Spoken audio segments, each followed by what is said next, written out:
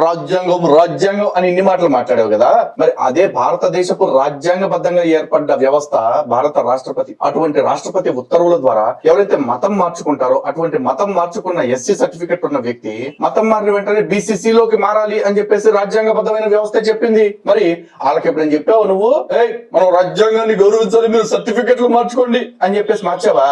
చెప్పలేదరా Boca. ఎందుకు చెప్పలే? మరి నోట్లో ఎవరిదాన్ని పెట్టుకున్నావా? అదే మైక్ పోనీ చట్టాలు చట్టాలు అని చెప్పన్నావు. మరి మొన్న సుప్రీం కోర్టు కూడా చెప్పింది మతం మారిన తర్వాత ఎస్సీ రిజర్వేషన్స్ పొందడానికి వీల్లేదు అని చెప్పేసి. దానికి చాలా మంది అరే మతం మారితే కులం ఎట్టా మారుతుందండి అంటూ వితండ వాదనలు చేస్తా ఉన్నారు. ప్రస్తుతానికైతే మతం మారిన వాళ్ళు సర్టిఫికెట్ మార్చుకోవాలన్న చట్టం ఉందా లేదా అనే రూల్ ఉందా లేదా, ఆ రూల్ ప్రకారం మార్చుకోవాలా లేదా?